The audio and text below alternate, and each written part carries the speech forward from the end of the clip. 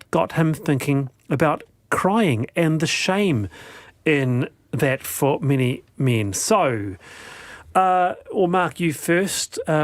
When was the last time you cried? Well, I can guarantee when I did cry, and that was every time I listened to The Selfish Giant. Remember that? There used to be on the old radio kids sessions, trespassers will be prosecuted, and it was Oscar Wilde wrote a beautiful story. The little boy in the tree. And the boy's in the tree, and so is Jesus. And he goes out, "Where are you, little boy?" That's. Yeah. But it's good. I listened to this thing on a Sunday. I guarantee even now, because I went and bought a series of these kids' stories, Sparky the Talking Train and stuff, when I went through a strange period.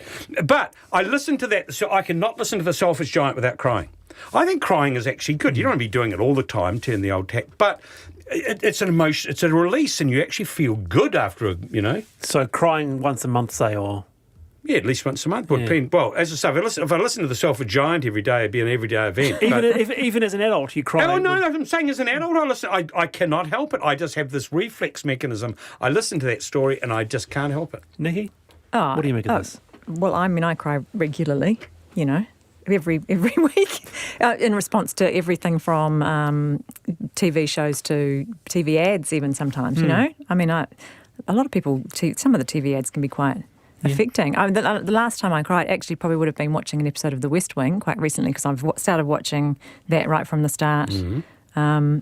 It's just so well written, and they just tug at your heartstrings. Not based on reality in present times, of course, is it? Oh my God, it's like a fantasy. It's like a beautiful fantasy of government. It's a great thing to watch. But I am a frequent crier, let's say. Do you think it's healthy? Yeah, I do. What about you, Wallace? Do you cry? Not a huge crier, Mark, but I must say, when did I cry? When I watch a deeply affecting film, of course, I will shed a tear. The last time I cried, I think, was early last year, when my little toddler was admitted to Starship with difficulties breathing, and finding him white with fear when they were trying to find a vein. Oh my goodness gracious me. I was actually very upset, and it really hit home when I had to stay in Starship, and that night being alone there and just going, oh my goodness, what's happening downstairs? Even now, if you find something that's affected you... I remember once learning that my son had been bullied at school, and he hadn't told me, and then someone saying, we went on this trip to Japan, which I know he was so looking forward to. And I was just bereft. I just felt... But you think, why couldn't I do something back then? Why didn't I realise this? And I just felt for them, Do you think it's good for sons to see their fathers cry? The guy who wrote this piece highlighted that he saw his own father cry as a child, and it affected him. Yeah, but I think it must be a good thing. I think it should be a good thing. Do you think? Yes, great question. Because otherwise, what you're going to have the big staunch? Because then it sets the wrong. You don't want a gusher. It fits in with what you're saying about men's health, though, doesn't it? Yes, it does. It's good mental health to be able to express your emotion. Yeah. You've got a like-minded companion, Mark. Vicky says, I also cry with The Selfish Giant. And the older I get, the more I cry. Yeah, good on you, Vicky. Look, I'm going to lend you this. Do you have a CD player still? Do you have one? Of course. Okay, I'm going to lend you this.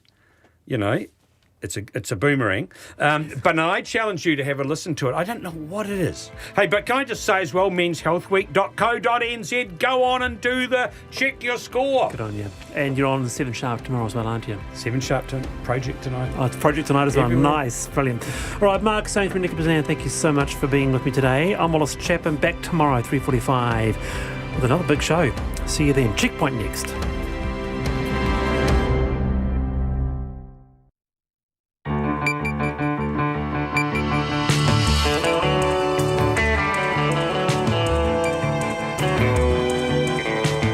Whakarongo mai koe ki te reo irirangi o Aotearoa. This is Checkpoint on RNZ National. I'm Lisa Owen. E haere nei, the backlash begins. The Prime Minister calls in the Army's top brass as more details are revealed in the bungled case of 2 women who tested positive for COVID-19. And a woman on the same flight and at the same hotel as the 2 positive cases says she was tested for the first time today, day 10 of her 14-day stay. Checkpoint can reveal the lease for a warehouse group store has been on the market for months, despite consultation about job losses only starting last week.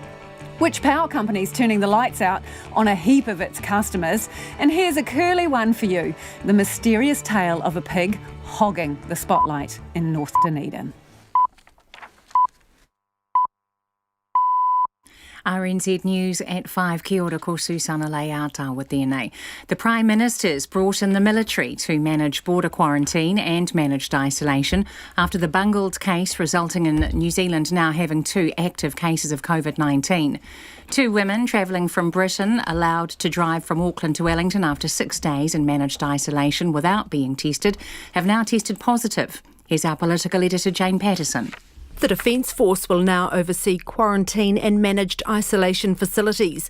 The Assistant Chief of Defence will also audit the rules around leaving facilities and call in military personnel if needed. Ms Ardern says officials are also working to see if anyone else left without being tested after being given an exemption.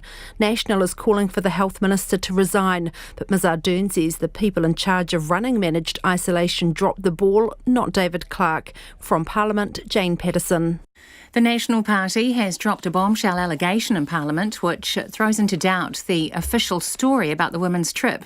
The Health Ministry says the pair had no contact with anyone else on the drive, but National's health spokesperson Michael Woodhouse says a reliable source has told him that's not the case. They did become disoriented and lost their way coming out of Auckland and needed help to get onto the right road.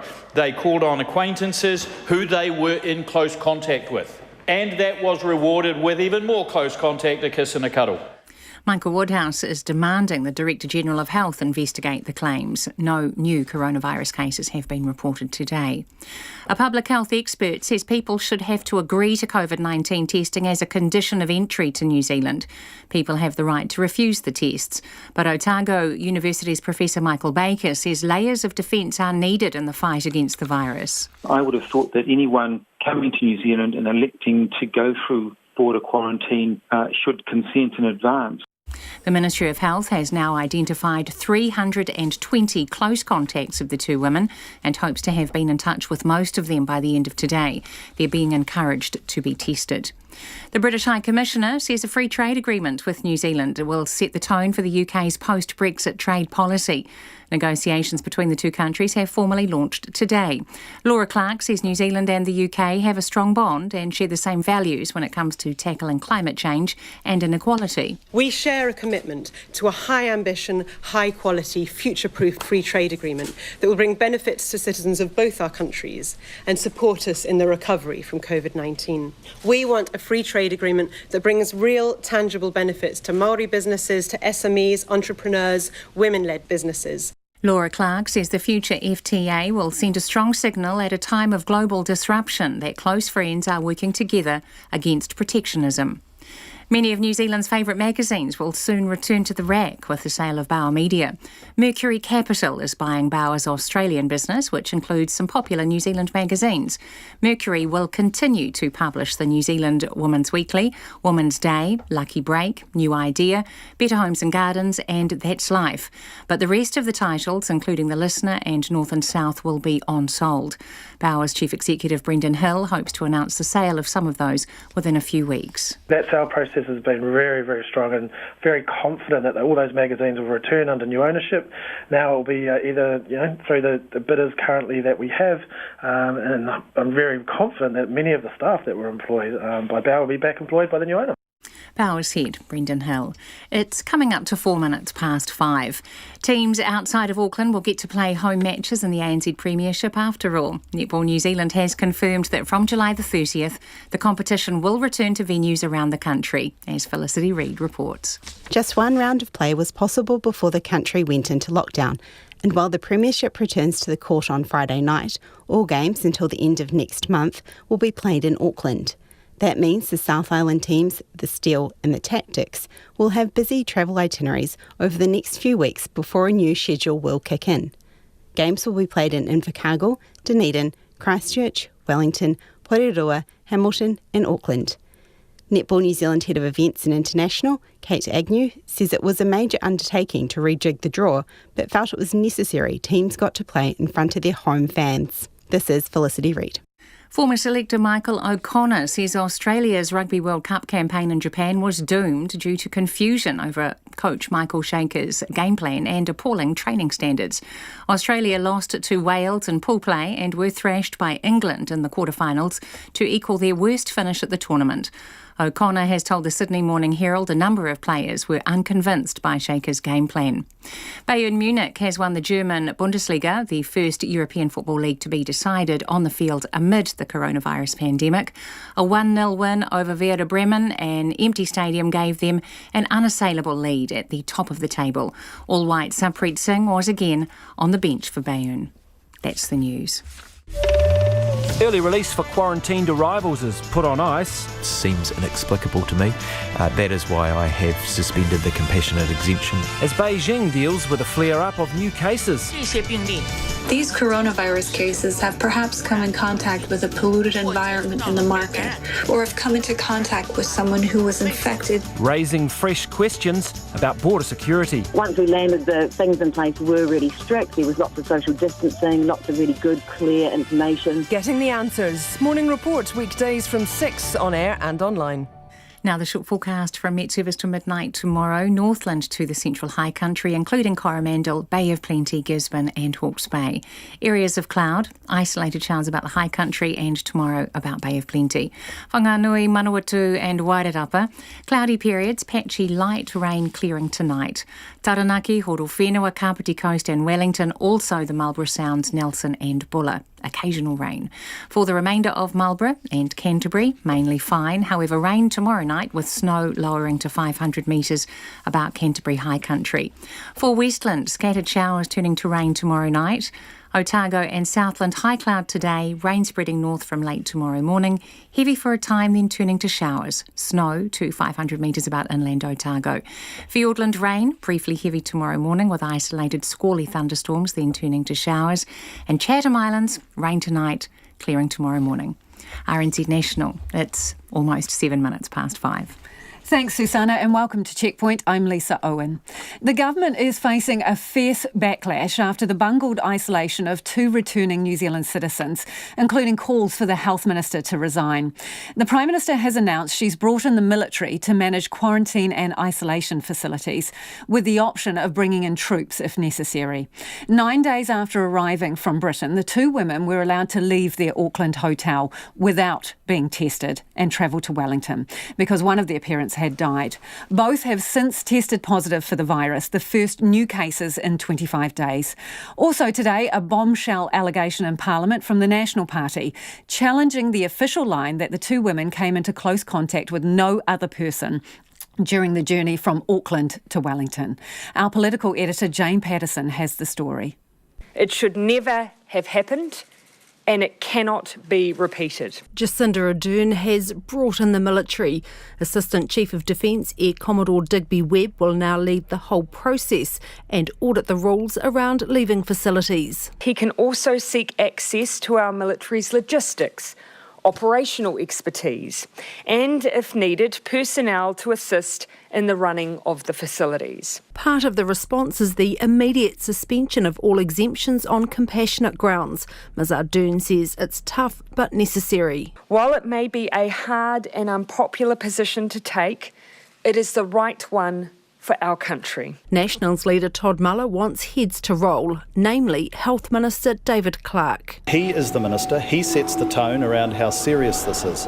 This is a national crisis for this country. David Clark says specific assurances were given that those in managed isolation and quarantine would be tested at least twice, and he's not going anywhere. Ministers were clearly under the understanding that this was not going to happen, that people would be being tested before they left the facility and only be allowed to leave if they received a negative test. I am a part of fixing of the problem. And the controversy was given a good airing in question time this afternoon. Has the Prime Minister received advice as to whether any incoming passenger into this country has not been tested when they should have been tested? The Director General of Health directly advised the Minister and myself this morning that the protocol would have required anyone granted compassionate leave, which those members have lobbied for frequently and often, would be tested before having been granted it. Todd Muller piling the pressure on the Health Minister.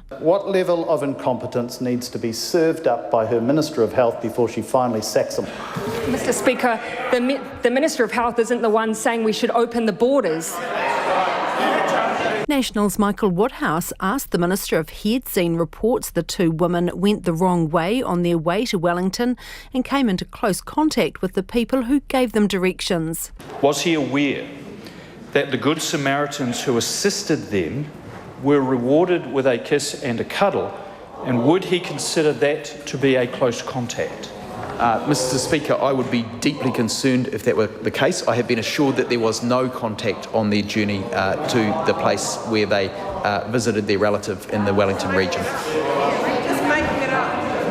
And still unanswered questions officials are scrambling to provide, including how many other people have been allowed to leave managed isolation or quarantine early after being given an exemption without a test. From Parliament for Checkpoint, Jane Patterson. Meanwhile, health authorities are scrambling to get in touch with 320 people to prevent COVID-19 spreading further than the two women who brought it back into the country. The women were found to have the disease after getting a compassionate leave exemption to travel to Wellington from their managed isolation in Auckland. They weren't tested by health staff before they left, as they should have been. And it's also been revealed that the isolation testing the government says is crucial to the Level 1 strategy is actually optional. Health correspondent Rowan Quinn reports. Anyone who is on a flight or in the same isolation hotel as the women is considered a close contact. That's 320 people who need to be phoned and asked to get a test. They shouldn't be hard to find, as nearly everyone coming into the country is required to go into managed isolation. But the Prime Minister, Jacinda Ardern, is not happy it's come to that. Our borders and the controls at our borders must be rigorous.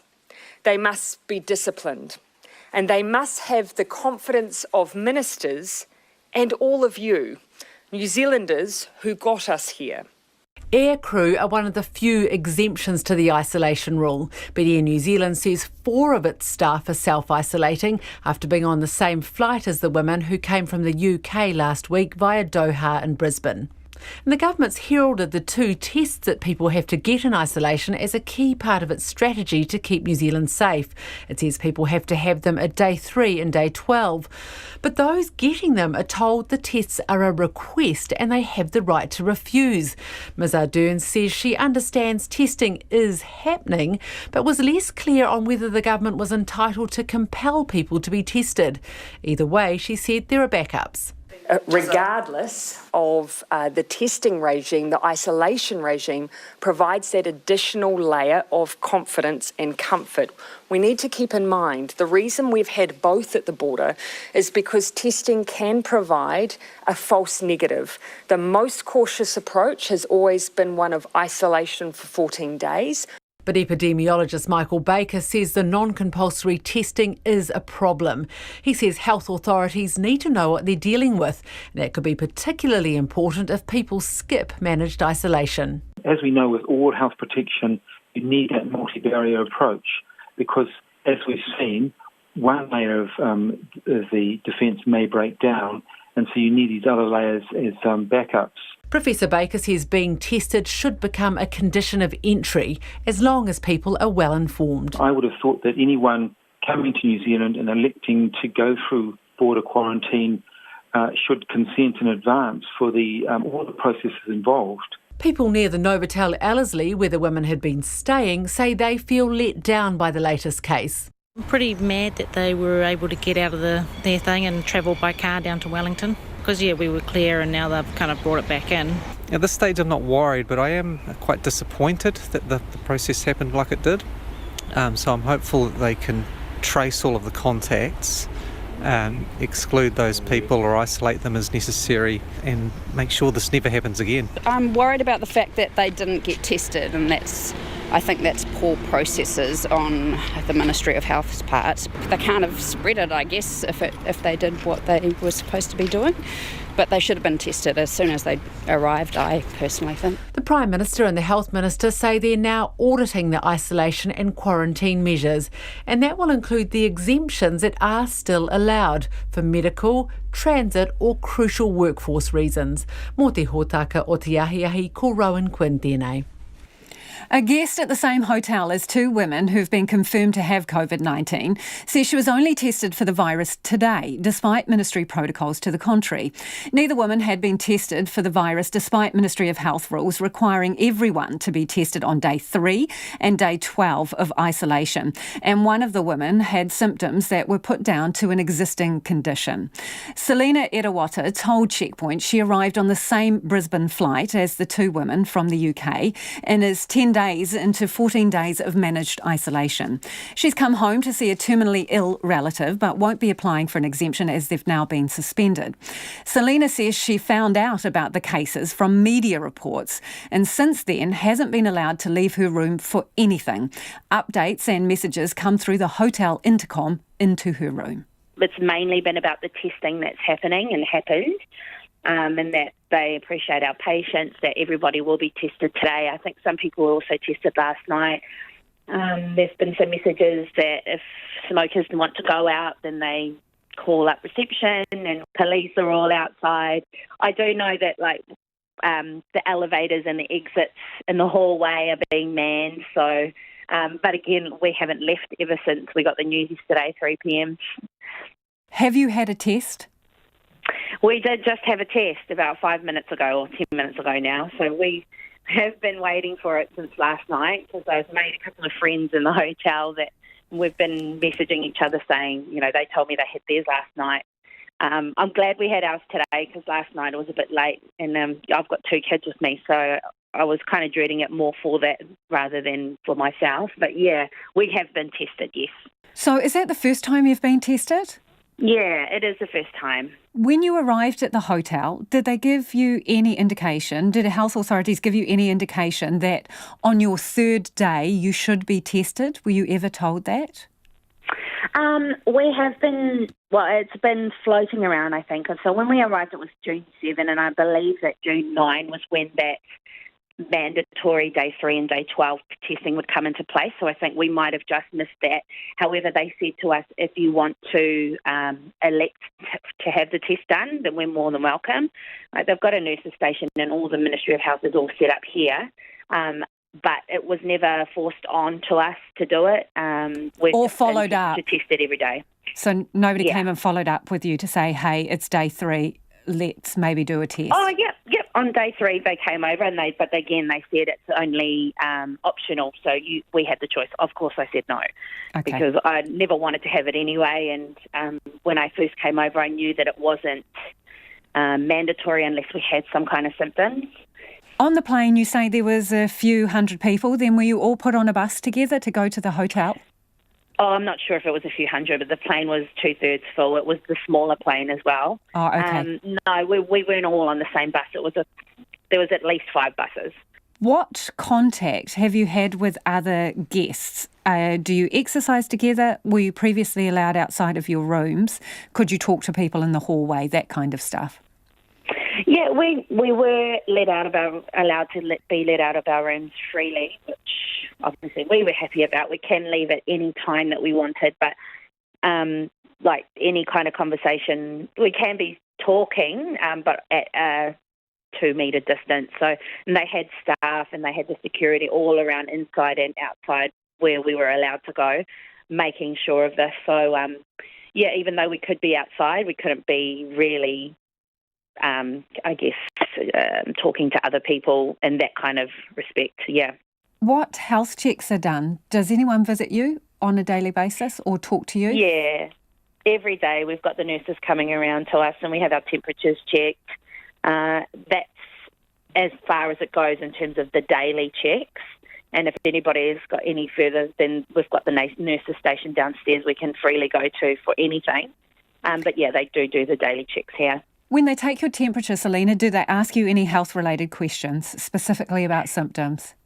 Yeah, they ask us if we're feeling okay today, how are we feeling, those kind of things. Obviously, all of our temperatures have come in under every single time, but they always do ask how are we feeling, do we have any concerns or any questions. Would you normally go out for a walk or something, controlled? When we first arrived, we were told that we can freely come in and out of our room. When we go out the front door, obviously there's only one way in and one way out.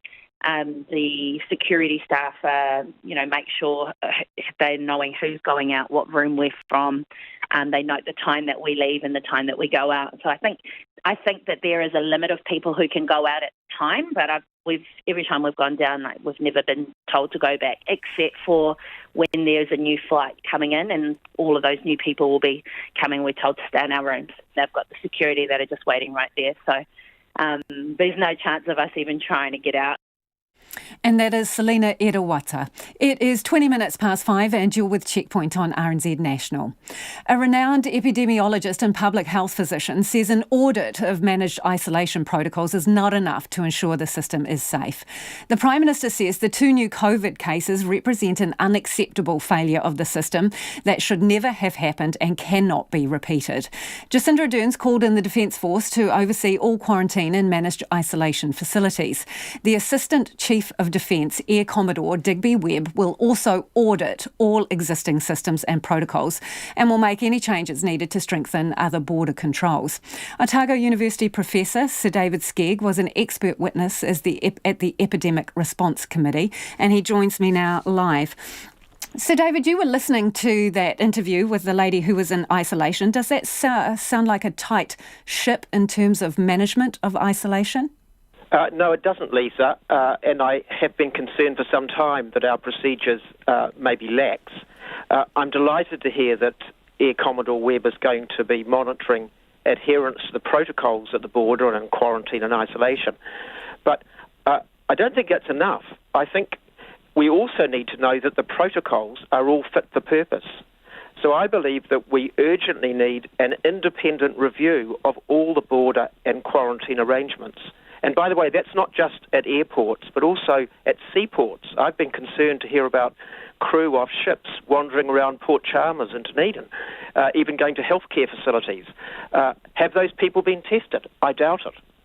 So is an audit by a Air Commodore, do you consider that to be an independent review, or who should conduct it? No, I think Air Commodore Webb and the Defence Force are very well placed to review the logistics, to see whether people are actually carrying out the protocols that they're required to.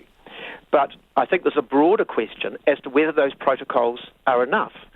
Last week I had the privilege of being called as a witness to a select committee of the United Kingdom House of Commons, and on that panel there were experts from Singapore and Hong Kong. And it really brought home to me how much more rigorous their procedures are, even though they've got less to lose because they haven't yet eliminated COVID-19. But in Hong Kong, for example, everyone coming in, it's just Hong Kong citizens, rather like us, they are all tested at the airport. They wait at the airport until the result is received. If it's positive, they're taken straight to an isolation hospital. If it's negative, they have a mandatory 14-day quarantine. So the Prime Minister today has said New Zealand's approach to the border has been extraordinarily cautious. With all respect, is she wrong in that view?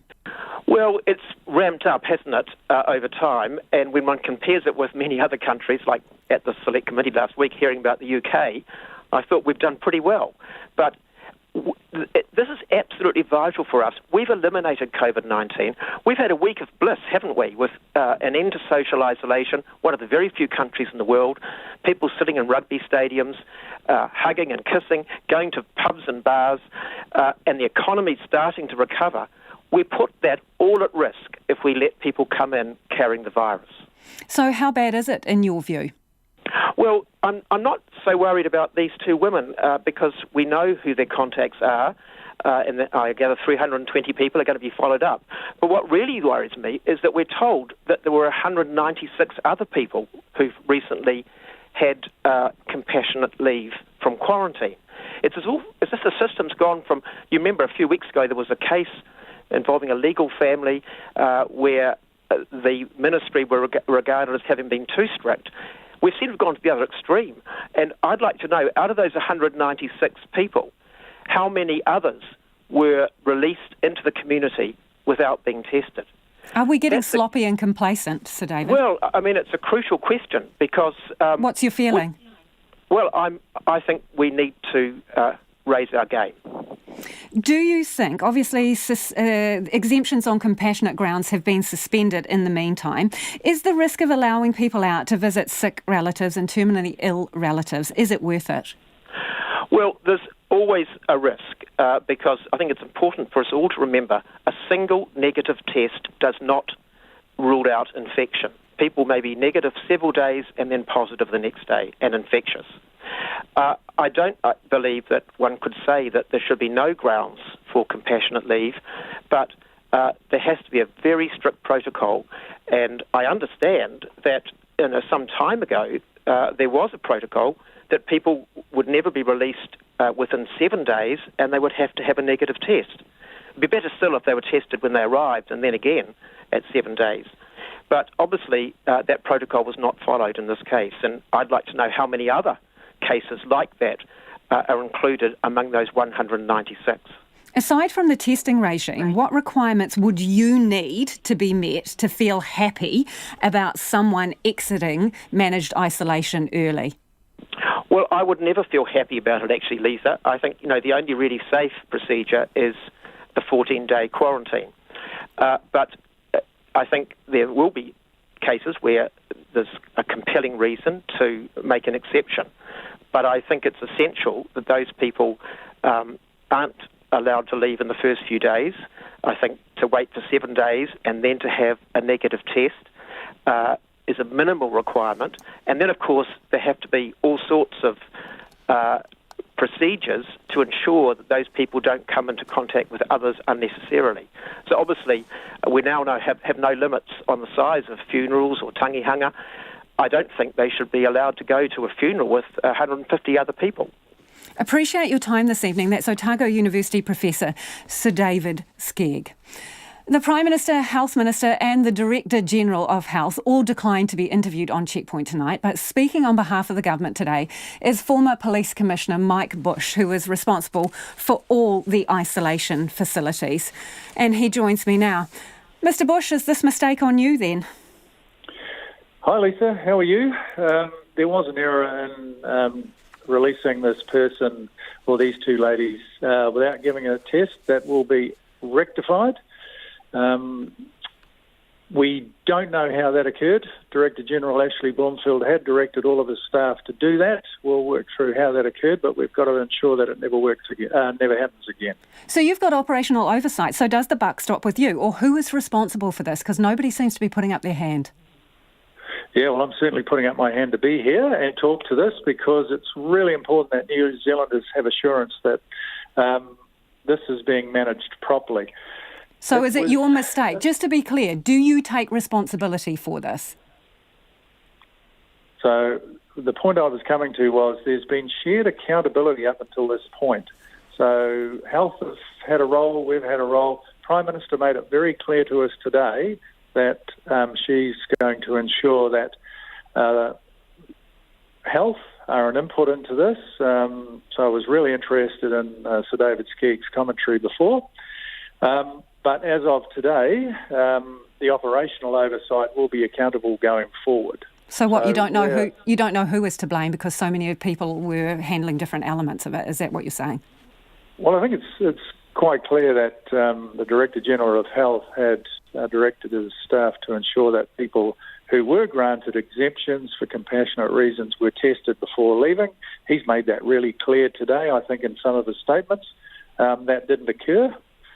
So I think we've uncovered, we've dealt with that. Okay, so why weren't these tests given and why haven't other people been tested? Because it's not just these women. We spoke to a guest at one of the hotels today. They weren't tested on day 3 either.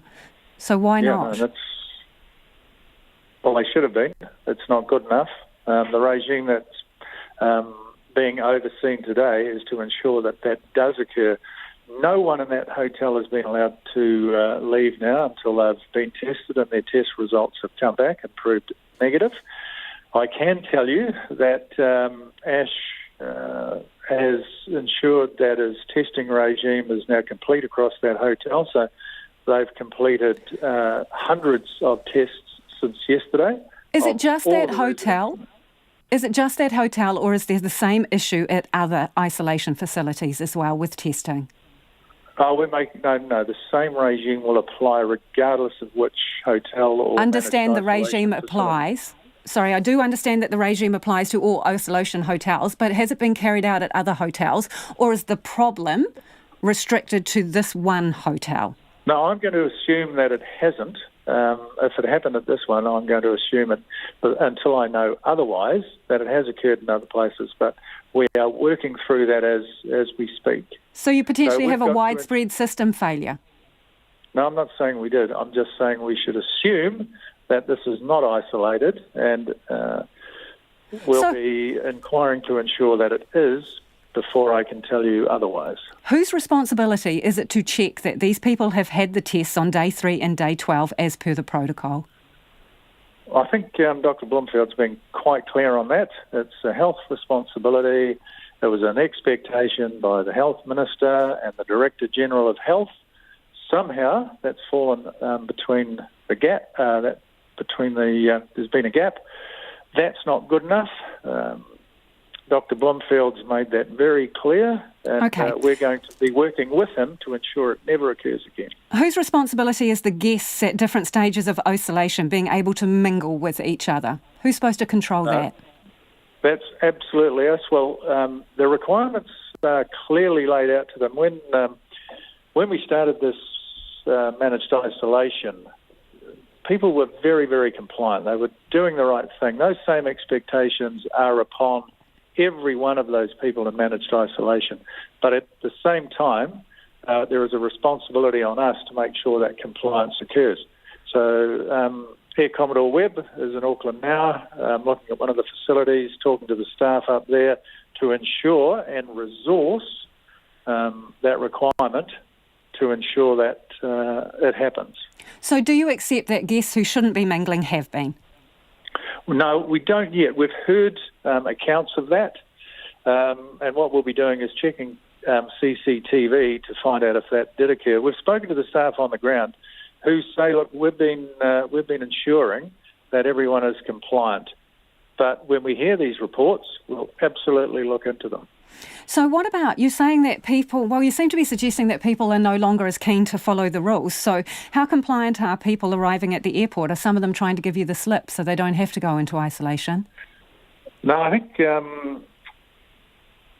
some of the behaviours that we're seeing indicate that people are less compliant and less willing. And part of it is because, under level 4, everyone was in lockdown, the entire country. Now that we're in level 1, people are seeing that freedom. Obviously, they're quite keen to be part of it. We've got to ensure that they're not. This is really, really important that we get this right. It's really important that those people comply, and we're going to have to increase our resource and increase our oversight to ensure that if people aren't willing to do this, if other people are going to put people at risk, we'll be there to make sure they don't. We've heard reports of people running away at the airport. Have you had that happen? I'm not aware of people running away at the airport, but if you're telling me that's occurred, that's something I'll look at, but that hasn't reached my ears. You'll be aware today that a different version of events has surfaced in respect of the 2 women who have since tested positive. Will you be speaking to them again, or will someone be speaking to them again to make sure that you have the facts right about where they've been and who they've seen? Absolutely. I've watched that account that was given. Yesterday, the 2 women concerned were spoken to by Wellington Regional Health staff. Those staff have returned and have put that to those 2 ladies. We will know sometime this afternoon or this evening the outcome of that conversation.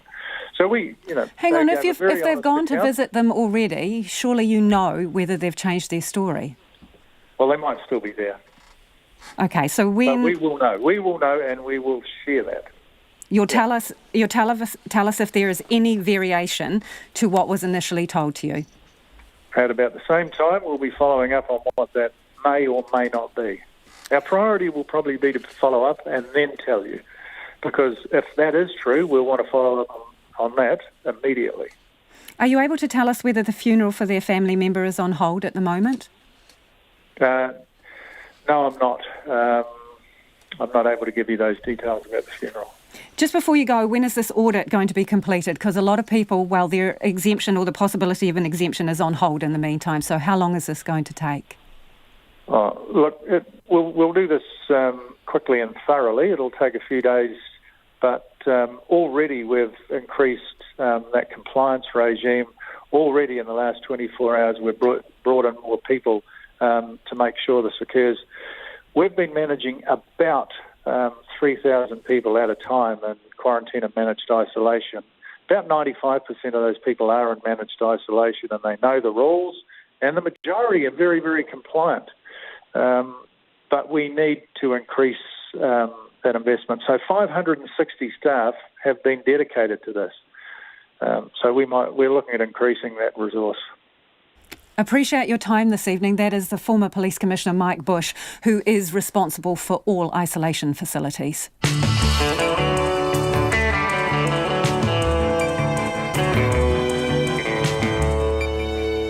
And coming up on Checkpoint on RNZ National, another passenger on board the same flight as the women who tested positive for COVID-19 says people need to be upfront if they're feeling even a little bit unwell. We'll tell you which power company comes last when it comes to customer satisfaction. A warehouse group store lease has been on the market for months despite consultation about job losses only starting last week, and why exercising in lockdown might have paid off. Doc's Great Walks attract a record number of trampers. Do get in touch about anything you've heard on the program this evening. What do you make of the fact that, well, exemptions to isolation have been suspended, an audit is underway, and the Defence Force has been called in? You can text us on 2101, tweet us at Checkpoint RNZ, or email us checkpoint@rnz.co.nz. Let's get to the headlines a little late with Susanna. The military will oversee all quarantine and isolation facilities after 2 people who have now tested positive for COVID-19 were allowed to leave managed isolation in Auckland. 2 sisters travelling from Britain were given exemption to drive to Wellington after 6 days in isolation without being tested before they left. Selina Eriwata, a guest at the same hotel as the women, told Checkpoint she was only tested for the virus today after 10 days in isolation, despite ministry rules that require testing on day 3 and 12. National is demanding the Director-General of Health investigate claims the 2 women gave acquaintances a kiss and a hug after getting lost on the drive to Wellington. The Health Ministry says the pair had no contact with anyone else, but National's health spokesperson says a reliable source has told him that's not the case. An Auckland woman who spat on train workers during the Level 4 lockdown has pleaded guilty to assault. The 32-year-old woman from Langholm was sentenced to 40 hours of community work and 1 year's intensive supervision. Free trade negotiations between New Zealand and the UK have formally begun. The British High Commissioner has said a free trade agreement with New Zealand will set the tone for the UK's post-Brexit trade policy. A sweeping review by the Auditor-General has found the Ministry of Health didn't know how many masks, gowns and other protective equipment DHBs had in the early stages of the COVID-19 response. 10 recommendations have been made to ensure the ministry can manage PPE better in the case of a future outbreak. Many of New Zealand's favourite magazines will soon return to the rack with the sale of Bauer Media. Mercury Capital is buying Bauer's Australian business, which includes some popular New Zealand magazines. Those are the headlines. Our next news and weather update is at 6. Thanks, Susanna. If you're just joining us, this is Checkpoint and I'm Lisa Owen. It's time to get down to business with Nona Peltier, who joins us in the studio. Let's start with Sky City, Nona. So it's going to raise $230 million. That's a lot of money in a share offer. What is it going to use it for? Well, much like the rest of the companies, the big companies we've been talking about, they're going to use the money to really protect themselves against, just the difficult economic times that we're facing, and to make sure that, they're in good financial position heading into whatever comes our way. And they're not expecting the tourism sector to rebound anytime soon. And it's very much an entertainment type of business, relying heavily on tourists. So they're going to raise that money. They're offering shareholders shares $50 million to retail shareholders at $2.50 and $180 million to institutional investors.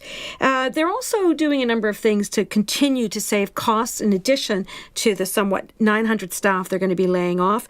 They're looking at saving, about $50 million from that. But also they're looking ahead and thinking, hey, we're going to be able to return some kind of a normalized profit. Now, a normalized profit, when you're talking about Sky City, talks about when you smooth out the win rate of their international investors, what their normalized profit might be. And that's excluding one-time costs that they've incurred recently. So they're expecting underlying profit of between $52 and $67 million this financial year. So that's not too bad.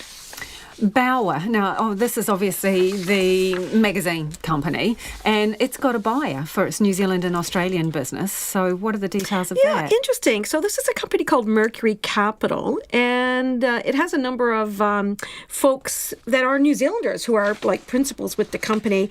And some of the well-known names are a fella named, Tony, former Minister of Health, Tony Riles, one of the partners. Craig Heatley's another. And in any case, they own health assets as well. So big company, with a lot of interest in New Zealand. They've bought the Australian and New Zealand business of Bauer Media, but they're only going to keep 6 of the New Zealand titles inside their stable, and they're going to sell the rest, which have been on the block for some time. And the ones they're selling, include ones that we are really well known, like The Listener, for example. North and South would be another. But they're going to keep 6 publications: Women's Weekly, Women's Day, Lucky Break, New Idea, Better Homes and Gardens, and That's Life. Those are the magazines. So they're keeping all the entertainment ones and they're getting rid of the news ones? Yeah, I guess so, pretty much, yeah. So it will be, now, Brendan Hill, who's the chief executive of Bauer, says that he's going to keep on in the job as well as their management team. They're going to rename the business. And they say that there are a lot of interested parties in these magazines that are for sale and are hoping to make an announcement soon on that. So what's going to happen, the order of things, is that Mercury buys Bauer. They get regulatory approval. No price disclosed on that deal. And then they on-sell the magazines they no longer are going to hold. And so they say that interest is high, and they're hoping that some of the 237 staff who lost their job in April may find employment with the new owners. Shall we quickly crunch the numbers from the market, Nona? And these will surprise you because they surprised me. The New Zealand Top 50 Index rose 3.5% today. 380 points up to 11,334. No particular reason why, just because. And we've seen that a lot, just Asia itself was actually taking a bit of a breather. There was nothing spectacular in the region. But anyways, the New Zealand dollar is trading at 64.4 US cents, 93.8 cents Australian, and 51.3 British pence. Thanks, Nona. Nona Peltier with our business news. The lease for a Warehouse Group store in Auckland has been on the market since last year, despite consultation about job losses at the store only beginning last week. The revelation comes after the company's CEO claimed it would not give notice on ending tenancies before consulting with 1,000 affected staff across the country. Union reps say that makes a mockery of the redundancy process and are demanding answers. Nick Trubridge has the story. Warehouse Group Chief Executive Nick Grayston gave some pretty strong assurances when he appeared on Checkpoint last Monday. So did you give notice on your Birkenhead premises prior to the consultation period ending with the staff there? No, we didn't. Of course not. We consulted first, and after consultation, and the conclusion of that consultation, we gave notice. Have you given notice on any of those other properties that you talked about, other stores? Not yet. Okay. Let's recap. Grayston, in that interview last week, said the Warehouse Group was about to start consultation with staff set to be impacted by the proposed closure of 6 stores. Those stores are Noel Leeming Henderson Clearance Centre, as well as a Tokoroa store, the Warehouse Whangaparoa, Johnsonville and Dunedin Central stores, and Warehouse Stationery in Te Awamutu. Grayston was then asked whether the Warehouse Group had already given notice to vacate its tenancy at any of those stores before consulting with staff about the closures. Not yet. Okay. That comment again? Not yet. But Checkpoint can tonight reveal the retail space currently occupied by the Noel Leeming Henderson Clearance Centre has in fact been on the market to lease since last year. A Collier's real estate agent confirmed today it was listed in September. The Warehouse Group maintains it hasn't given notice to its Henderson landlord and is instead looking for interest in the lease, with physical signs in place since last year. But Tali Williams, First Union's Secretary for the Retail, Finance and Commerce Division, isn't buying it. Yeah, well, I guess it's incredibly disappointing and quite shocking. It looks like they've already decided to give up that lease to that store that they've told us and their own workers that they're consulting on the future of. And that contradicts quite clearly with what Nick Grayston, their CEO, said last week to us and the public, that A, there was genuine consultation in the pipelines, and B, that no lease was up or that there was no sort of predetermination in regards to any of the properties. In fact, tomorrow we were due to meet alongside a group of workers and the company to discuss, and so the company could hear the workers' voice before decisions were made, and I feel that this revelation makes a mockery of that process.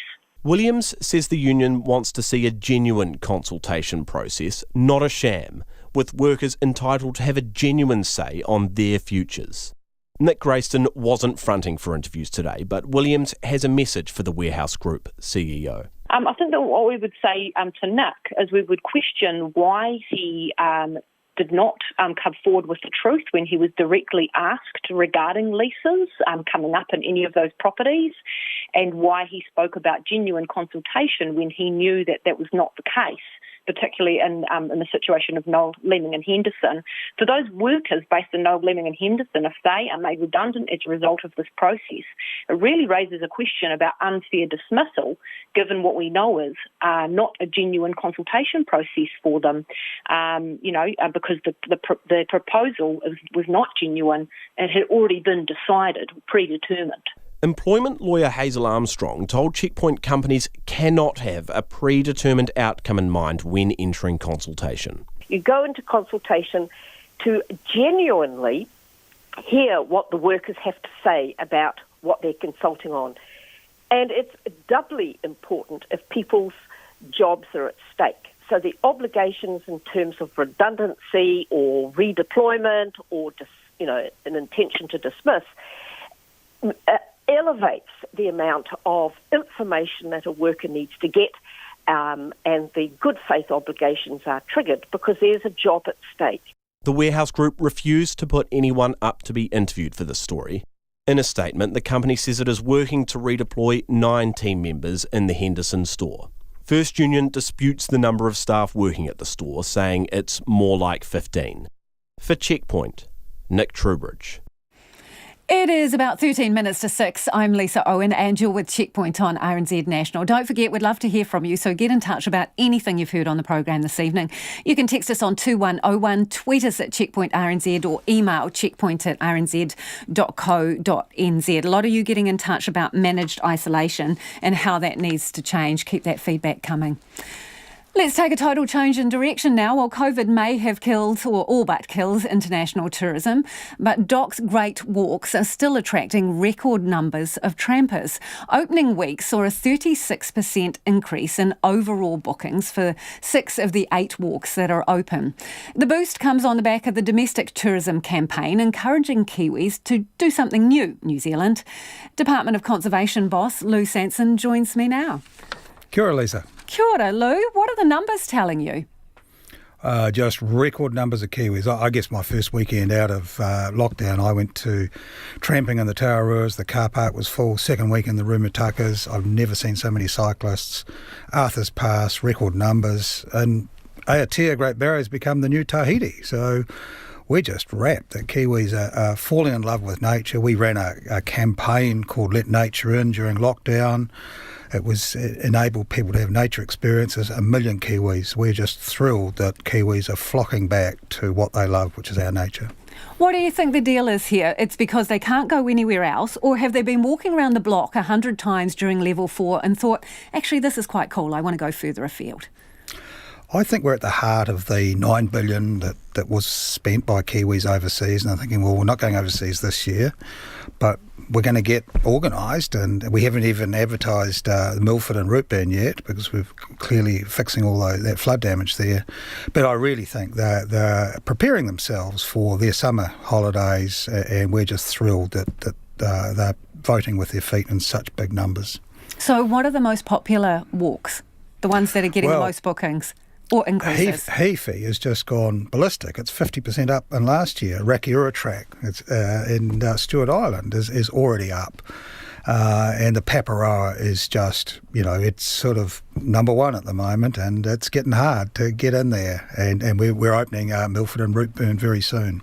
Yeah, so obviously you cap numbers. Usually do you think that locals miss out because a great number of international visitors take the places? Yeah, that's right, and that's why we brought in the differential fees, which doubled the fees for international visitors, because Kiwis were pretty much getting squeezed out of the Great Walks, and they were down to 30% of the users of our Great Walks was Kiwis. Now it's 90% and 70% up from last year. So they're an international brand, they're an international product, and we're hoping some of the guided walks that will open very soon, like Ultimate Hikes, will go just as good as we have. Lou, do you have any idea how much this will pump into the economy when people, they've got to stay somewhere? Once they come off the track, they probably like a meal at a restaurant. Any idea how much this puts into the economy?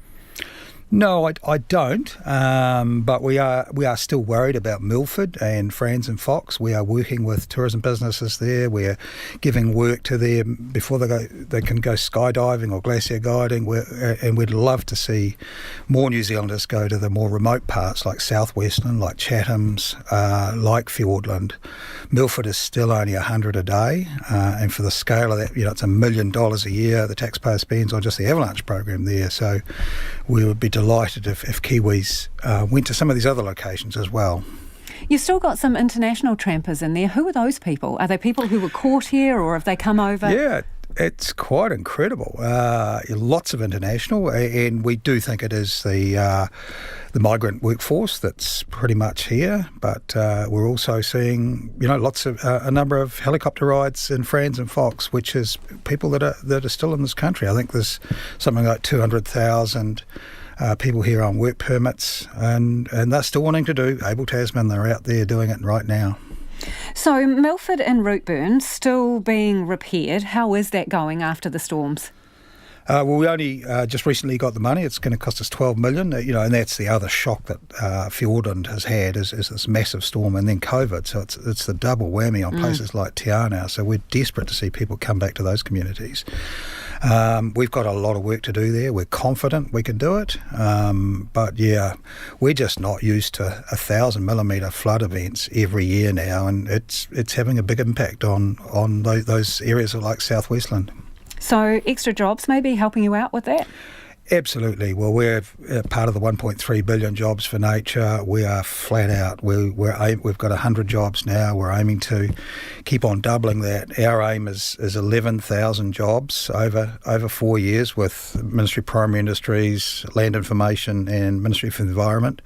But yeah, we are in the job markets and ensuring our tourism businesses can stay up there going during this really unfortunate time. And Te Puia, the big attraction in Rotorua, we're working with Te Arawa Lake Trust now to try and employ those people.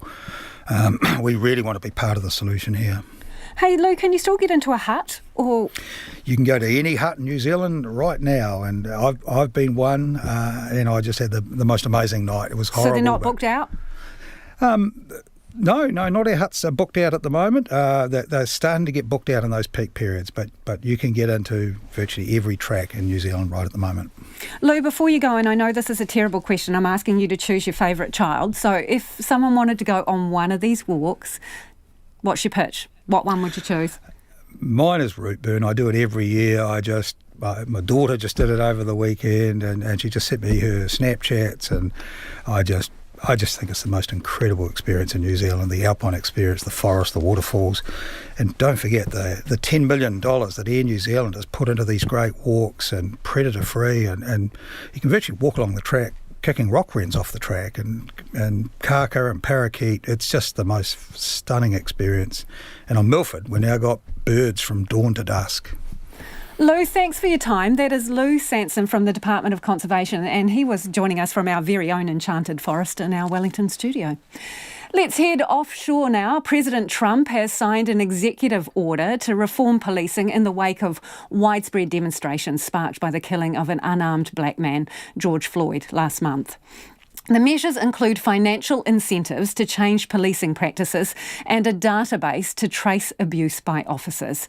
But there have been calls for far wider measures, as CNN's Caitlin Collins reports. As he offered a full-throated defense of law enforcement, today President Trump signed an executive order encouraging modest police reforms. We will have reform without undermining our many great and extremely talented law enforcement officers. Instead of calling for immediate action, the order focuses on guidelines and establishing a national database to track excessive use of force while offering funding incentives for police departments that increase training and meet Justice Department standards. These standards will be as high and as strong as there is on earth. Without offering details, the order also encourages prohibiting the use of chokeholds with an exception. Chokeholds will be banned, except if an officer's life is at risk. The president did not address allegations of systemic racism in law enforcement and instead argued that police misconduct is rare. They're very tiny. I use the word tiny. It's a very small percentage, but you have them. Before the event, Trump met privately with families whose loved ones have been killed by police, then surrounded himself with law enforcement officials and police union representatives. Please come up. At the event on police reform, Trump quickly moved on to other subjects as he mused about retail numbers and school choice. Frankly, school choice is the civil rights statement of the year. He also made a veiled reference to efforts to replace Confederate statues. We must build upon our heritage, not tear it down. On Fox News this morning before the event, Vice President Mike Pence was asked what seemed like a simple question. Do you believe it's harder for someone who's black to make it in this country, whether they're a man or a woman? Pence spent over 2 minutes not answering it directly and instead focused on Joe Biden. I love your question because I saw where Joe Biden last night actually tweeted that everybody ought to have a fair shot at the American dream. Well, why don't you support allowing African American families to choose where their kids go to school? The White House has made pretty clear that the implementation of what they're laying out is going to have to happen on a local level. And when it comes to funding for some of those new programs the president outlined, that's going to have to come from Congress. And of course, on Capitol Hill, it is still far from clear where those police reform efforts are going to go. And that's CNN's Caitlin Collins with that report. Well, a pig trotting around Dunedin sounds like a curly tale, but locals say they're telling no porkies and they've got evidence to prove it. And they say it's not the first time the pig has hogged the spotlight. Tess Brunton reports. Letitia Chattleborough Hall and her family live on a rural property around North East Valley and say it all started with some unidentified poo and vandalised roses late last month. None of us could figure out what animal it was from or anything. And we have quite a few security cameras around the house just for privacy because we're quite rural. And Dad looked at it and we just saw a pig, quite a big pig, waddling up the driveway. It wasn't ham-handed, walking calmly past the sliding door into the house and around the corner before boring down on the roses. Here it comes. It's a big pig. Letitia Chattleborough Hall says they certainly didn't expect to see a pig, and so far its snout reappeared. It was a major surprise because we just thought it would be something that had been eating grease or something, but yeah, it was just a pig. And now the porker appears to be back. On Monday, North East Valley resident Nikki Muir was walking her dog when she saw it. These are her words, but not her voice. My dog alerted me to the pig by growling and barking. She doesn't normally growl.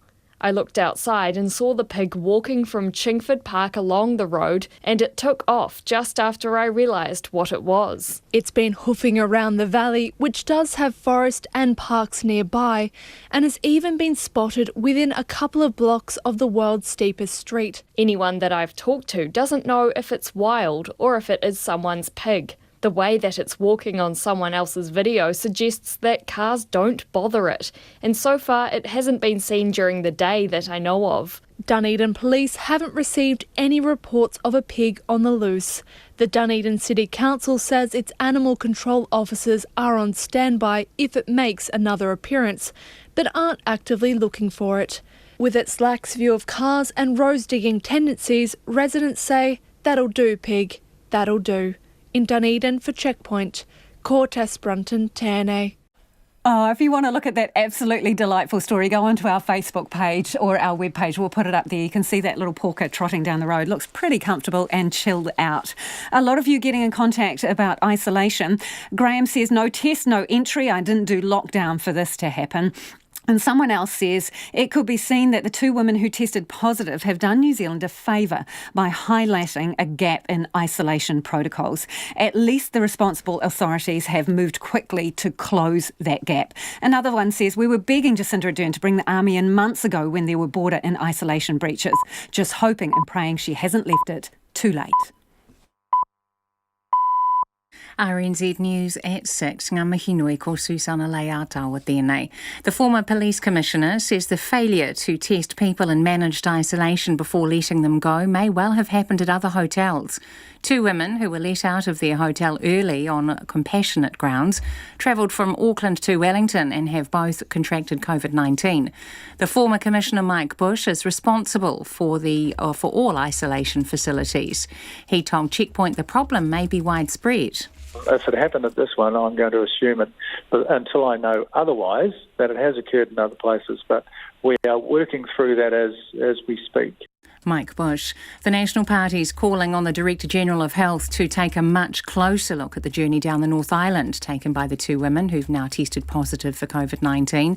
The Health Ministry says the pair had no contact with anyone else on the drive, but National's Michael Woodhouse says a reliable source told him they gave acquaintances a kiss and a cuddle after getting directions. I'm calling on the Minister to require the Director-General to look deeper into the circumstances of that journey and reassure himself that he's got all of the facts. I'm also aware that the car that they used was borrowed, and so it's worth asking the question about how they procured that vehicle and who they came into contact with when they did. Wellington Regional Public Health staff have been talking to the pair this afternoon to confirm details of their movements. A guest at the same hotel as the two women, confirmed to have COVID-19, says she was only tested for the virus today, despite ministry protocols to the contrary. Selina Eriwata arrived on the same flight as the two women from the UK and is 10 days into 14 days of managed isolation. She told Checkpoint she arrived just before the mandatory day 3 and day 12 testing came into force. So I think we might have just missed that. However, they said to us, if you want to elect to have the test done, then we're more than welcome. They've got a nurses station and all the Ministry of Health is all set up here. But it was never forced on to us to do it. Since the two cases were confirmed, Selina Eriwata hasn't been allowed to leave her room for anything, and updates and messages come through the intercom in her room. Brazil has again set a daily record for new COVID-19 cases with almost 35,000. The country is swiftly approaching 1 million cases, second only behind America's 2.1 million total infections. Close to 1,200 deaths yesterday took the country's total past 45,000. The Trade Minister is hopeful the UK will be more open than the EU on agricultural access.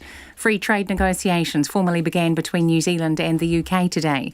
It follows a disappointing offer from the European Union last week around daily quotas under a possible free trade agreement. David Parker says while he expects similar problems to come up with the UK, he is more optimistic. We always run into issues on agricultural access. Having said that, I think the United Kingdom is expressing the view that they've wanted to be more open with the rest of the world after Brexit than before. So we're hopeful in respect of those negotiations. David Parker says he can't say how long the negotiations will take, as it will be dependent on the UK's post-Brexit talks with the EU. The Minister for Whānau Ora says his agency is not yet equipped to play a greater role in ensuring children aren't taken by oranga tamariki. Peeni Henare appeared before the Māori Affairs Select Committee today to answer questions about funding for Whānau Ora. The agency received an additional $136 million in funding over 2 years in Budget 2020. Mr Henare was asked if Whānau Ora had the capacity to be the first referral before a child is taken by oranga tamariki. He says his agency doesn't currently have the capacity to provide a service. Now, if we call upon another branch in this respect, oranga tamariki, I am mindful that it will put a strain on the demands of Whānau Ora. However, I am optimistic and I know full well that navigators, when they go into the home, won't turn a blind eye to one thing. Whānau Ora Minister Peeni Henare. It's coming up to 4.5 minutes past 6. The coach of defending champions, the Pulse, believes the resumption of Netball's ANZ Premiership will prove a real test of coaching acumen. The competition resumes on Friday night when the Waikato Bay of Plenty Magic play the Mystics. All of the games in the first half of the competition will be played in Auckland, meaning the Southern Steel, the Tactics and the Pulse will be clocking up the air miles.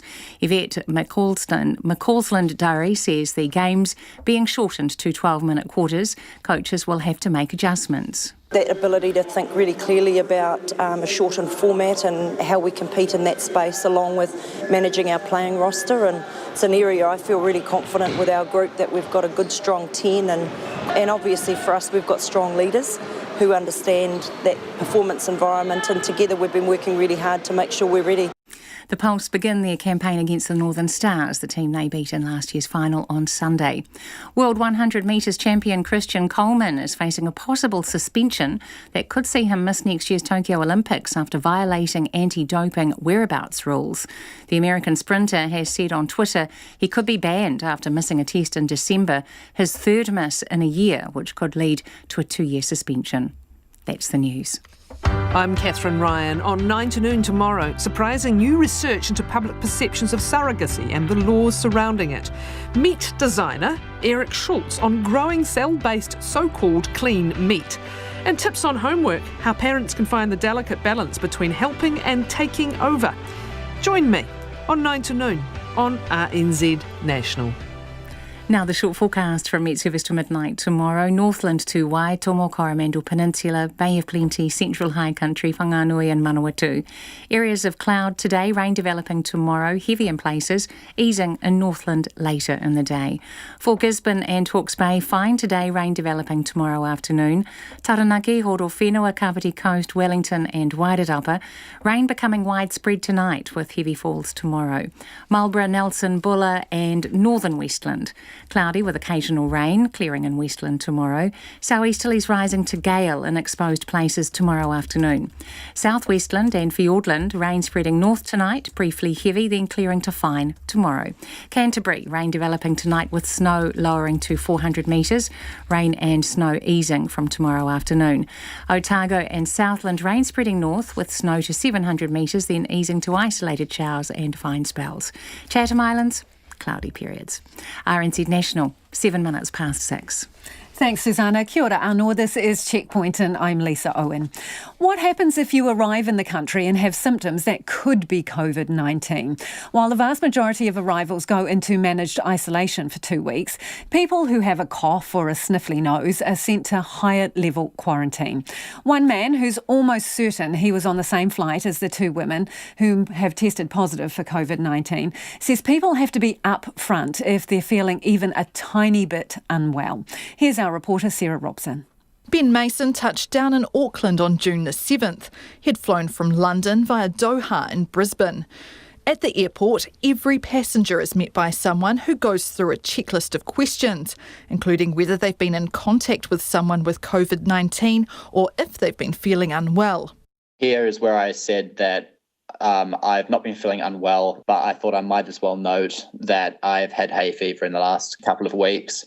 And yes, that was some crossing symptoms, so like sneezing, itchy throat. Ben Mason was then sent to see a nurse. She wanted to check up on me further, And she didn't want to risk it, obviously, with having no cases in New Zealand, the cross symptoms, and said that I'll be taken to a different hotel, which is Jet Park Hotel.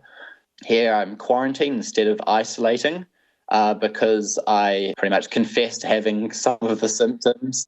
And they wanted to play it safe. But he's not sure everyone is quite so forthcoming. I have absolutely no doubt that a lot of people would just, when they've been questioned, say, no, I haven't, and then just get passed straight through. So here's why I guess that's why some people need to be tested, obviously, or all people tested on entry. Because Ben Mason was in higher level quarantine, he was told he wasn't allowed to leave his hotel room until he had been tested. I'm able to walk around now outside, but before that I couldn't.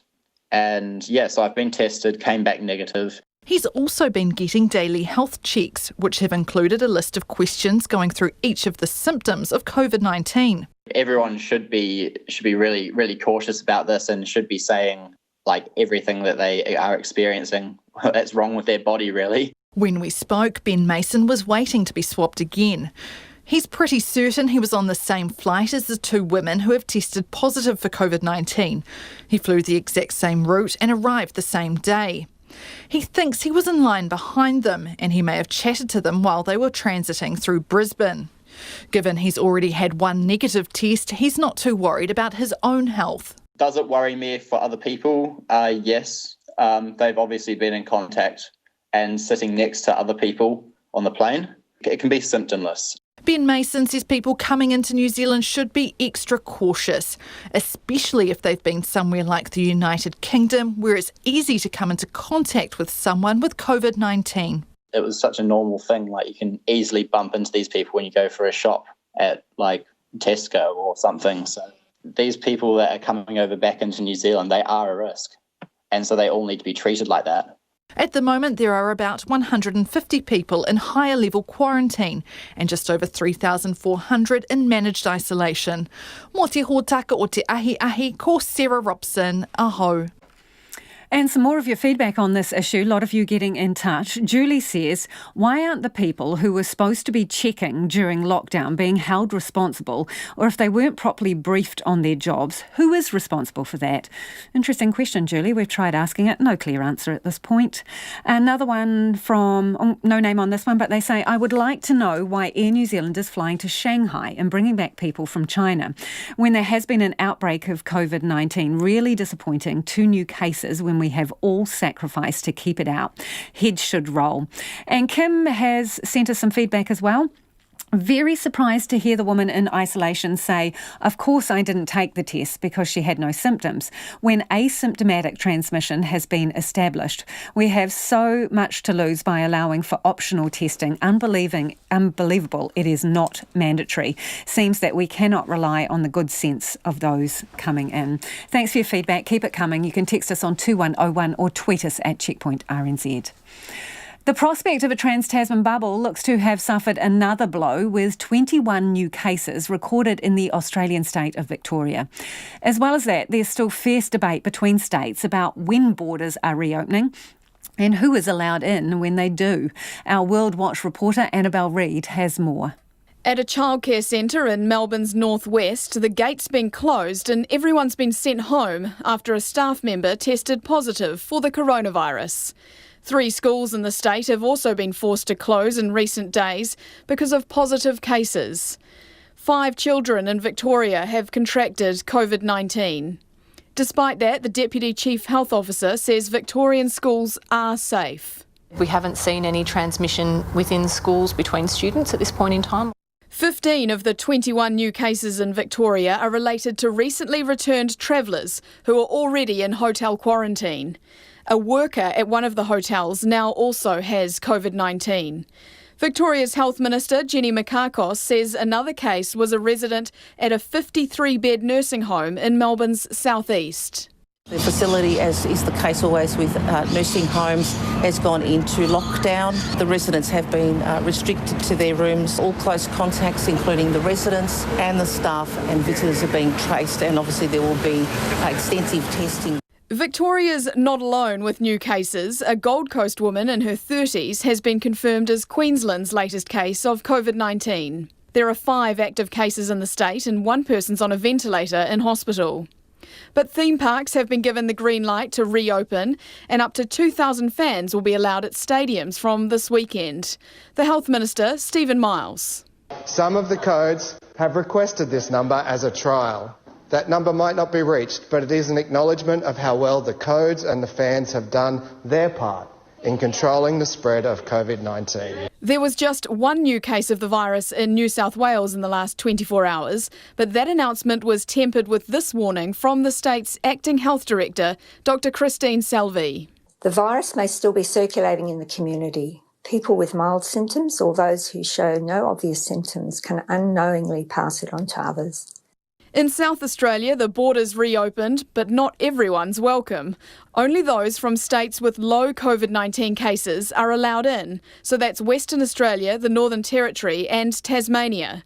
The barrier's still up for people from Victoria with its 21 new cases, but the Premier doesn't see a problem.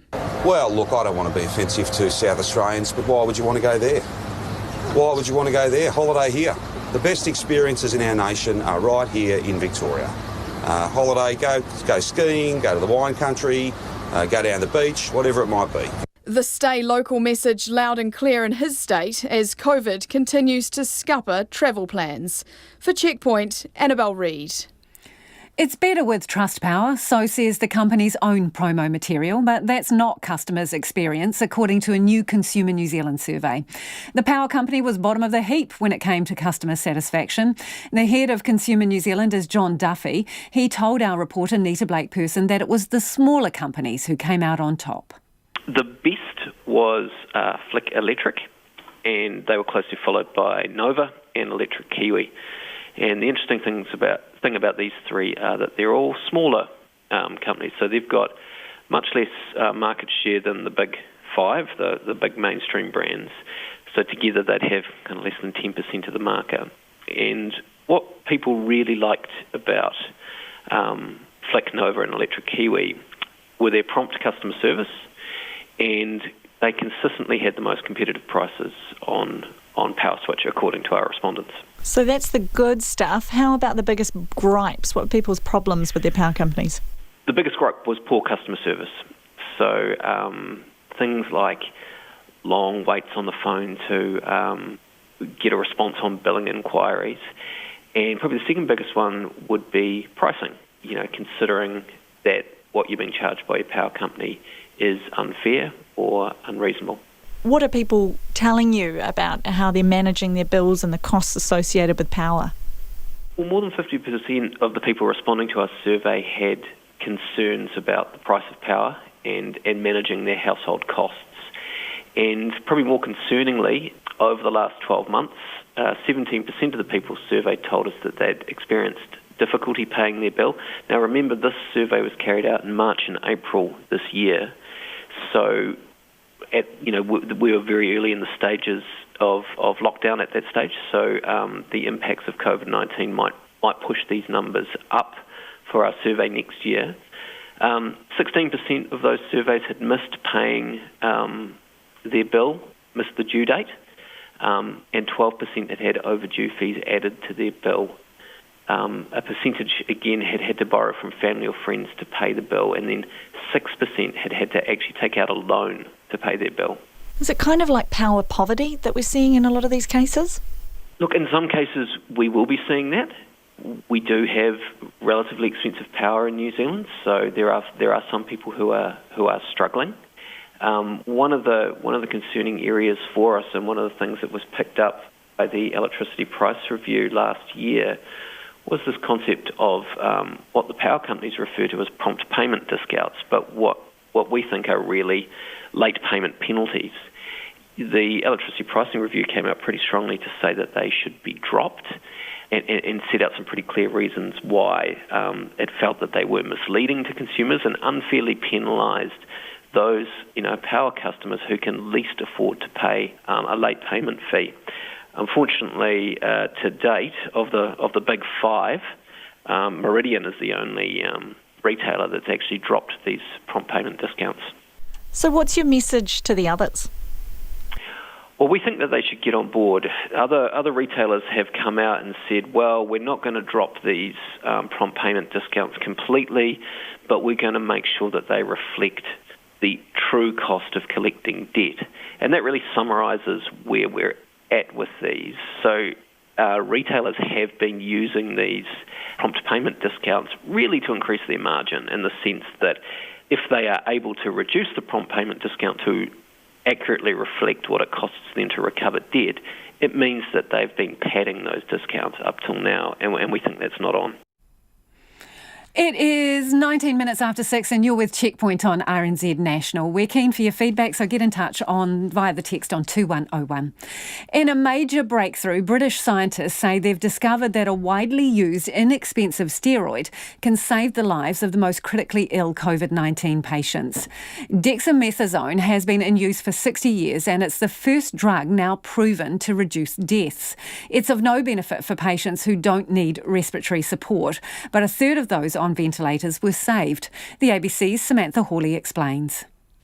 It's not new, it's not expensive, and there's no shortage in supply.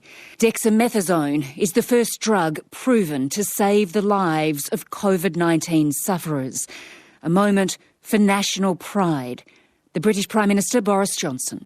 I am proud of these British scientists, backed by UK government funding, who have led the first robust clinical trial anywhere in the world to find a coronavirus treatment proven to reduce the risk of death. One of the lead researchers, Professor Peter Horby, says his team was surprised by just how successful the trial was. We had enrolled more than 2,000 patients on dexamethasone, and we compared them to 4,000 patients who had standard of care. And what we saw was really quite remarkable. After testing the drug on more than 2,000 patients for 10 days, 35% on ventilators were saved, along with 20% of those needing oxygen. The drug itself is very widely available. It's on almost every pharmacy shelf in every hospital. It's available throughout the world, and it's extremely cheap. So we've looked at the numbers, and if we treat 8 patients in intensive care with this drug, we'll save 1 life. And the total cost of treating all 8 patients is only about £40. So this is really, really remarkable, and we're extremely pleased with this result. The steroid did not help patients who did not have breathing difficulties. Nick Kamak is from Wellcome Trust, a charity supporting scientific research. He says the global significance can't be underestimated. I think the investigators in the study have actually said that if this had been available even in the UK and used in the way that they've used in the study, right from the start of the sort of epidemic here, could have saved 5,000 lives. So imagine the numbers around the world that could be saved. It's made by, I think, more than 24 manufacturers around the world, and the challenge now will be to scale that up and make it available. The scientific team based in Oxford is still trialling another 4 drugs. And that's the ABC's Samantha Hawley there. There are reports that another group of mourners have been allowed out of quarantine early to attend a funeral in Christchurch. A local funeral director says he was contacted by health officials yesterday who informed him that a group of 10 would be attending a funeral despite only being partway through their quarantine. Stephen Parkin from the Lamb and Haywood Funeral Home didn't feel comfortable and asked that they not attend the funeral. He joins us now. Hi, Stephen. What were your feelings about these people coming to the funeral? Hi, Lisa. Well, obviously, with the group being only partway through their quarantine, it obviously didn't make any sense to us and was a complete risk to the other 200. There was about 200 to 250 people attending that funeral. So we didn't see that as acceptable at all to allow people, as we all know now, we're only partway through their quarantine to be able to attend. So did you mention that to the Ministry of Health? Well, we tried to get clarification from the isolation unit where they were, and then also from the Canterbury District Health Board, and we couldn't get any information at all. So we simply couldn't get any information on them. And so that was of concern. But the biggest concern really was that people who were supposedly in quarantine were going to be allowed to be in some type of close proximity to such a big group of people. And clearly people who attend funerals are often elderly or can be compromised in some way. So we just couldn't allow that to happen. So what did you do? Well, we told the isolation unit that they weren't allowed to attend. And that was successful because they then, didn't attend. But I don't know what would have happened if we hadn't have done that. I think they would have certainly, been part of the funeral service. So did they come to the burial though, and did they mix with other people there? They did come to the burial. It was a large burial actually. There was about 150 people at the burial, which is more than usual. However, we had asked the Canterbury District Health Board to take control of them if they were to go to the burial, which they did. They did attend the burial with an escort who we believe was a nurse. They were kept at least 50 metres away from any other people, so there was a good deal of separation, and it was only at the end, after everyone else had finished, that they were able to come forward and place petals in the grave. Were you, Stephen, sorry, were you told whether they had been tested for COVID before they were released? No, we weren't told that. In fact, as I said earlier, we couldn't get any information at all. It seemed very unusual to us that when the borders in our quarantine are our one line of defence, that we could have, that it would be permissible for people to come out of quarantine and attend the funeral, and then for us to not be able to get any information whatsoever. What time was the funeral? Because obviously we found out about the situation with the other women yesterday. So did this go ahead after health authorities already knew that we had a situation with COVID cases? Well, I assume so. It was during the middle of the day yesterday, so they would have known the other case, I'm assuming. And yet these people were still allowed out to, at the very least, attend the burial. Yes, they were. Has this happened to you before? Have you had a situation like this? Well, I suppose the opposite has applied, really, Lisa, to this point. We've had families who have, been denied an exemption and have not been able to see their dying relatives, and other people have had to delay funerals because of this. So there are people following the rules, and those regulations, need to be consistent. This is the first time that we have seen, this happen, and I guess this is the first time it's happened in New Zealand, and it's happening a bit now, but this is the first time we've seen, someone being allowed out of quarantine to supposedly attend an event. Obviously, funerals are really a difficult time. People are grieving, but man, this puts you in a very awkward position, does it not? Having to address this and potentially stop people coming. Yeah, well, absolutely. Back during the lockdown, when funeral services weren't allowed to happen, or at the time when we were only allowed to have 10 people attending, I spoke quite strongly at that time that was not the right thing, to do. That was too tough. People don't grieve in isolation. People need to gather and to support each other. So at that point, I was firmly of the opinion that we needed to allow people to get together. I think this is quite a different situation, though. Now, this is one where we have the border protocols in place, we have that regime in place, and people are needing to be in quarantine. And if we have made decisions now that some people have not been able to get an exemption, now some people can get an exemption, then the problem with that is it's very inconsistent, isn't it? People will follow the rules and regulations, I believe, if they are consistent and the same rule applies to everyone. It doesn't seem to be the case at the moment. Before you go, Stephen, just quickly, how well do you think health officials dealt with the whole situation that you were faced with? This particular situation, do you mean? Yes. Or through the entire... No, this particular situation. Did you have the information you needed to make informed decisions? No, we didn't. I think, as I said earlier, we found it very difficult to get any information, actually.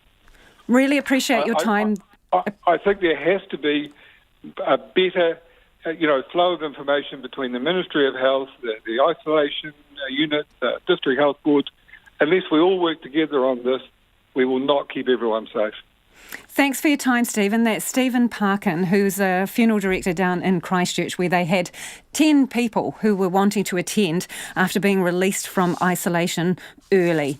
And as he said, they went to the burial where there were a lot of other people but were kept separate after he raised his concerns. So a lot of you getting in contact about this issue still. This one says, I met someone today who finished their 2 weeks isolation a week ago at Ridges Hotel, Auckland City. They had temperature checks each day, but never had a COVID test. Their daily walks were among people having lunch at St Patrick's Square and people on the streets. Laurie says it's pretty unacceptable that people entering the country can choose not to be tested. Our system needs to be tightened up a lot so there is no wiggle room. I also believe that people should forget about the loose idea of compassionate leave. It has no place in the current circumstances and leaves room for too much confusion and abuse. Another person says, could we have mandatory testing at the border, please, on arrival at the airport and on day 7?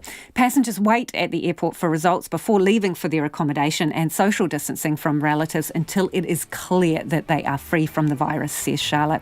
Someone else says we need to severely restrict our border entry, introduce severe quarantine requirements, 28 days. This is not a joke. Thanks for all your feedback. Catch you again tomorrow. RNZ News headlines at 6:30. A man who believes he was on the same flight as the 2 women who have COVID-19 says other new arrivals need to be upfront about any symptoms. A review has found the Ministry of Health didn't know how much personal protective equipment district health boards had in the early stages of the pandemic. National says the government must secure a comprehensive free trade agreement with the UK without any trade restrictions. And Facebook has announced new measures intended to prevent foreign interference in November's US presidential election. Those are the headlines. Our next news will be at 7 o'clock. Take the pulse of the day's news every weeknight at 10. I published a paper last year in the Lancet on the New Zealand health system. And I actually, in that paper, recommended we go down to 4 or 5 GHBs. Lately with me, Karen Hayes, your late night eye on the latest headlines and the people who are making them. Hey presto, alligator weed turned